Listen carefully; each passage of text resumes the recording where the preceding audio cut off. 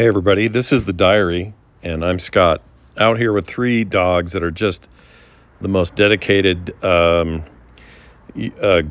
criminal investigators. You know, they hear a bark, I don't know, 6 blocks to the north, and they think, well, we're on the case. We will bark back. We will stare at the fence a lot, thinking that maybe that will yield something. I mean, I wish you could see this. Just brilliant detective work, police work happening here. We're going to catch these guys. We're going to get them. Aren't we, girls? I mean, look at them. I really do wish you could see them. This is an audio-only podcast, but you should see these three. They're going to solve all our problems. Just checking in. A few things going on. Busy time. Grateful though today. I had a bunch of people bought the new Blue Prophecy game mat that I made. A bunch of you sent pictures of the old Blue Prophecy mouse mats that we made years ago, like many years ago. I think it was like 2012 or something. And a lot of photos of just grimy. It's not a word. Grimy is the word. Mouse mats that were just covered in dirt and oil, and obviously getting good vigorous use is the word I meant. Look, I'm tired and I just ate, so my brain's a little on the fried side. But that does a guy's heart well when he creates something and puts it up and needs it to sell, and it's part of his business. And getting good support means that you're doing good work, I hope. And then, okay.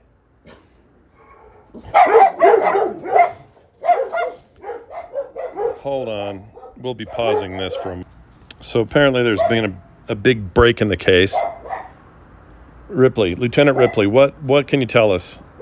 What is? Come here, Ripley, come here. Can you give us an update on this anything you've discovered? Have you found a suspect? Come on, answer the question. Ripley.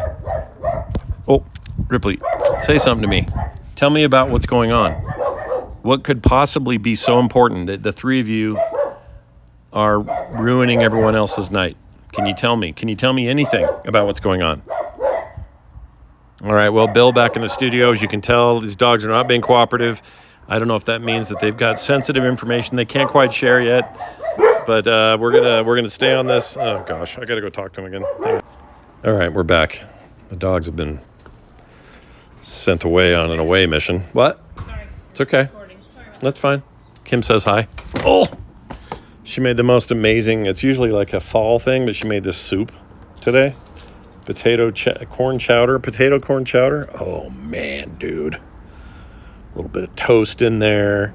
She made homemade pumpkin seeds, roasted, whatever you do there with those. I don't know how you cook them. Something in the oven, all seasoned up. She just float them in there like a bunch of refugees looking for a new life. Oh. That part was maybe a little insensitive. I take it back. I meant it in a good way. Excuse me. So, I actually had a thing I wanted to talk to you about.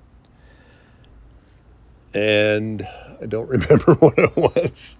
Hold on a second. Let me rattle my brain. Hold on. Oh, I know what it was. Okay. I wanted to talk to you guys about a hard lesson. Let's shift gears, right? From inappropriate jokes and dog time to this. I used to think that loyalty to a company was a big deal. Like, you really, like when you worked for somebody and they paid you a paycheck for your work, that you were part of the whole, and loyalty to the whole was paramount during your time with said company, and that you would never, bail in a bad way or you just stick there. You would always be around, thick and thin, good and bad. You could count on old Scott to get it done. He was there. He was there at his cubicle or his desk or his whatever, cranking away, getting it done for the greater good of the company, because by gum, the way the owners always talked, it was a family, and you're part of this family. So as a family, you band together and you do family business and all that. And it turns out that is wholly incorrect. I was wrong about it. And I'm not sure it's ever truly existed. You know what? That's not true. I am sure there are examples of this where it does exist. And there are times when I'll go through like an In-N-Out, drive up and think, man, these people are really on it and seem to all like each other. And also they're the most like people-trained, service-oriented people I've ever seen. And they actually seem like they're having a good time.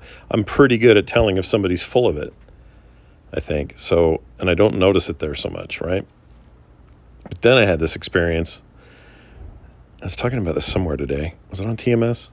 Anyway, but we went into a Firehouse Subs, me and my wife. Usually it's fine in there, no problem. But for some reason, two things were going on. We get in there and everybody's dead quiet. Everybody. The only sound you heard was somebody maybe getting up in their chair going, and then they would go get a drink refill. There was no music playing, which I thought was really weird. Like, why wouldn't you have something, They've done it before. I don't know what happened there. And all the employees were cranky, grumpy, short. Look, my wife's the nicest person you'll ever meet. So to be short with her, you really got to be having a bad day. Because we get up to the front of the line there, and he's like, "Gonna take your order." And she's like, "All right, here's what I want to do. I want to do this, but can you add this and this and this?" And he goes, "Ma'am, you need to take away things, not add them." And she's like, "Okay, fine." Looked at the sign. Sign had, all the fixins, and now she's just going to process of elimination the stuff she doesn't like. Take off the onions, take off the whatever else she doesn't like, right? He had to be a turd about it. She's never like that with the help. So even us, we were just like, oh man, what's going on here? And it just felt bad. Anyway, that's not really my story. Let's bring it back around, Scott. Let's put the rope around the horse and take it back to the corral. The corral being my story about loyalty. Why I don't think loyalty to a company is actually a wise move in your life.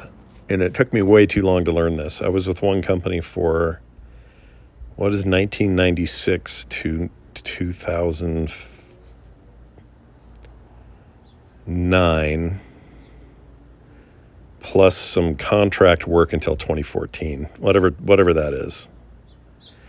In 2009, I jumped out and started doing Frog Pants full time, but that was right when, when I did that, I quit, and they were like, "No, we can't have you, and we need you for this and that. What if you stayed on, but as a contract worker and this sort of thing?" And I said, "I really don't want to, but if you guys are dying, I guess I can do it. But I need to have this much time for this, and I'll give you this, but I can't do more than that," and this sort of thing. So we negotiated a thing. Oh, Scott, thank goodness, we don't know what we do without you. You're like part of the family, blah, blah, blah, right? And so somehow stayed on, for a few more years. And by the end of it, 2013, 2014, whatever it was, 14? Anyway, I finally bailed because they owed me. So about 18 months prior, they stopped paying me. I stopped getting my contract checks. And I was like, well, you guys, if you can't do this, I don't even need to stay here. I got plenty to do. Frog Pants is having a moment. I'm going to do that. Like, I'm only doing this for you guys. This wasn't for me. This is for you. Oh, don't worry. It's coming. We just, we run into some snags. Payment's going to come a little late. So instead of every couple of weeks, it'll be monthly. Okay, cool. I guess that's fine. I wait a month. Nothing. Guys, what's going on? Of course, in the meantime, I did a bunch of work. Oh, yeah, we're still snagging in the weeds here on this, and we're waiting for this approval on that, and bip, all these promises. Don't worry, you'll just get a lump sum. It'll catch you fully up next month, and this and that.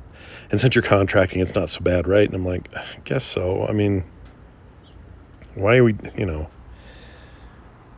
At that point, I was really starting to wonder what the frick I was doing, but somehow they were preying on my I mean, they have knowledge of this. They're preying on my loyalty.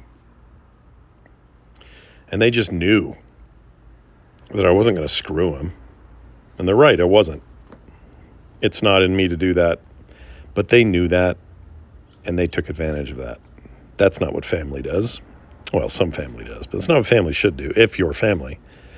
I'll get to the whole point of why they're not. But anyway, so I'm like, fine, catch me up in 3 months or something.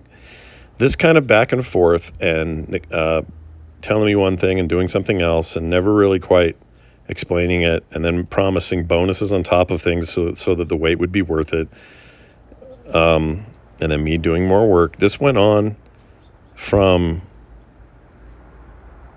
18 months, a year and a half.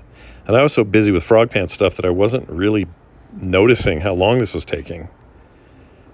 And then one day I just went, oh my gosh, I'm 18 months and they haven't paid me. What am I doing? Why am I doing this? Like, this is on me at this point. This isn't even their fault. They've shown who they are. What's wrong with me? But yet there's still this little piece of me is like, I can't just leave everybody in the lurch, right? The loyalty thing just comes back. Don't know where I got this from. I was like this in high school with girls, like I'd date a girl. And for her, it might have been, we're just dating. It's probably only going to last a week or something. We might go to prom. I don't know. To be real flighty and like dumb. I'd be like, I am dating a person who will become my future spouse, and together we will raise a family.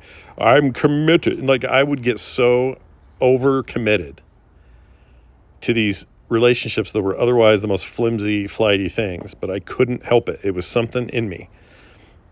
And I regret those too, because it was just such a waste of emotion.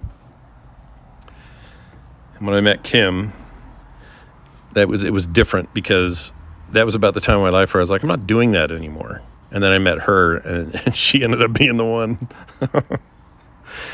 Anyway, it's not the point. Point is, they never pay me. 18 months comes. I have a meeting, all hands. I'm like, you guys, we got to talk about this. I said, when are you paying me? Well, we can't pay you now, right now. I'm like, well, you know what? Here's the deal. And I finally got at this, I don't know, I'm going to call it courage, or I just had enough or whatever. And I said, okay, well, I'm off to work on my stuff, and I do expect you to pay me, because that's the commitment that we made. And we might call you once in a while, though, if we need. I'm like, no, you'll pay me, and then you'll call me. I go, I can't do this anymore. I can't come in here once a week or whatever it was and talk to you guys and have all these plans and work you want me to do. That you're just like, literally for 18 months. 2 babies have been born back to back since you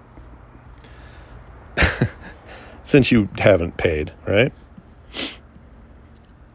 And so I'd kind of had it. So I just threw myself full all in on Frog Pants. And about 2 weeks after that, I get a phone call from the dude who owed me the money, the guy that ran the company, the owner, who I'd been with and been loyal to since 1996.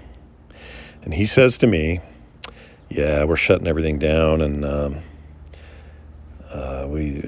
I've had a falling out with my partner. We're not going to work together anymore, and as a result, there's no money. So, we're not going to be able to pay you any of that money. And I just went, okay, gotta go. Bye. Like, I spent no more time with him, no more time on it. I didn't get litigious. I didn't try to sue anyone. I probably could have. Problem is, I didn't have a proper contract, and that's part of the problem. Is I was like, do we need a contract? No, we trust you, and you trust us. We've known each other long, and like all that talk that happened early, and I of course bought into it, because I believe a handshake should mean something. I believe people's words should mean something. And in the end, it meant bupkis. But anyway, this phone call, I ended it. That's the last I've talked to him, seen him, heard from him. My wife ran into him once at a blood bank. She went in there I think she was donating marrow. And he was in there doing blood stuff for money, which makes me think he was still desperate for, I don't know. I don't know. There's no other reason he would do that except to get a little cash. clearly strapped. And he owed a lot of other people way more money than me. He owed this one guy, a neighbor of his, who he talked into loaning him $300,000. I didn't know about this till later, but $300,000 of the guy's own savings. Some guy who's retired, didn't, relatively fixed income, and the only money he had was money he could take out against his house to help this dude. And he did. And he never got paid. They never spoke. And that guy died, a little bit penniless because of... it's awful. I didn't know about that stuff later, but anyway, it's a real lesson to learn. And this is somebody who in his community was considered somebody who is trustworthy, somebody who is, a voice in the community, and it's local church stuff. He put in charge of some things and that sort of thing. He was like, somebody we're supposed to be able to trust. And he just, everybody kind of got screwed. And here's the thing. I don't think he still thinks he screwed anybody, because in his mind, he's like, well, I didn't have the money anyway, so what was I going to do? I'd pay you if I could, but I can't even pay myself, sort of thing. Okay, fine. So I left it in the dirt. I said, I'm not going to sue. I'm not going to do anything. By the way, this is a sizable sum of money. It wasn't the end of the world levels of money, but it was $89,000 that he owed me for contract work for that 18 months, and he didn't pay me a dime. $89,000. And this is after like 10 years prior to that or something like that. There was a tight year where I don't know why he did this, but I think they fired an accountant or something, so he was doing the accounting, and he thought he was doing it right, but what he was doing was paying me minus taxes. So he was, paying me as if they were doing the normal withholding, but they weren't withholding it. He was just paying me that amount, but not withholding taxes, not paying taxes. And when the year came up, he was like, oh, shoot, I thought he acted dumb, or maybe he didn't know. I don't know. But that year I basically made whatever my yearly was minus taxes, but then I had to pay taxes on top of that because there was no withholding. He didn't hold any taxes. I don't even know how that was legal. Like, how did he not just why is he not in jail for that?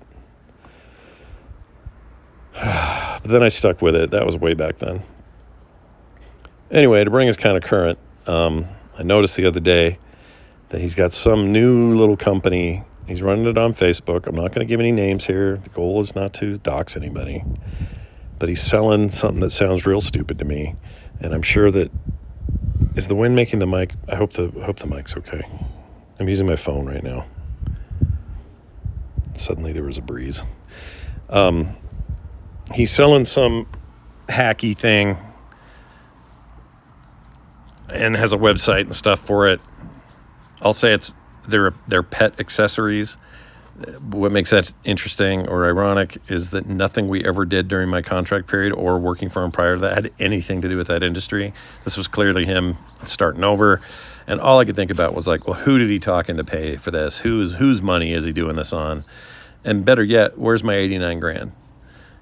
And I was tempted to reach out and go, dude, seems like you got a company again. You got some investment? How much you pay your old debts? I didn't do it. I could use that $89,000, trust me, anytime he wants to come forward with it. But I am not holding my breath or anyone else's breath, because I don't think it's ever going to happen. And I've come to peace with it in a way, because I no longer obsess about it. And honestly, I'd rather put that energy toward building my own stuff, and that's what I'm doing. But the lesson I learned, I think, is valuable.